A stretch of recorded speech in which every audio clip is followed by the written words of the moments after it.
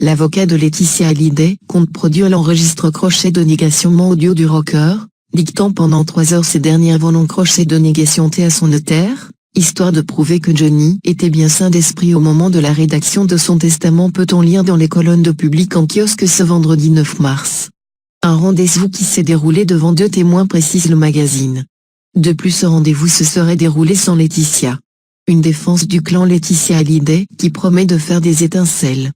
Tout sera mis en œuvre pour prouver que le rocker n'a pas été manipulé. Attaquée de toutes parts, qualifiée de veuve noire ou encore de manipulatrice, la veuve du chanteur prouve ainsi qu'elle ne compte pas se laisser faire.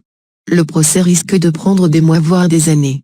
Le clan ou le crochet de négation Day n'a pas fini de se déchirer.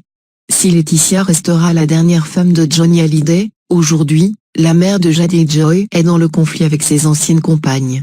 Sylvie Vartan et Nathalie Baye, soudées, ont toutes les deux fait part de leur désaccord avec le testament du chanteur et n'ont pas hésité à mettre en cause Laetitia Hallyday directement ou plus globalement sa famille.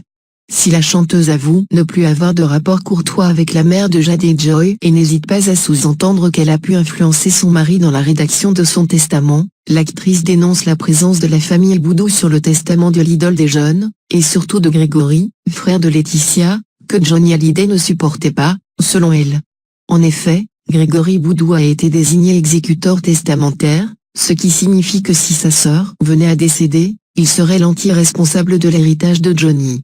David Hallyday et Laura Smith souhaitent remettre en question le bien fondé du testament de leur père, en pointant la singularité du document. Il ne serait en aucun cas valide en droit français, celui-ci accordant une part minimale de l'héritage aux enfants.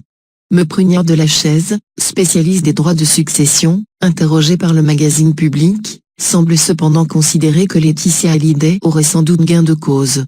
La détermination du domicile va être fondamentale pour savoir quelle est la loi applicable. Et porte à croire qu'elle sera plutôt en faveur des États-Unis, dit-il.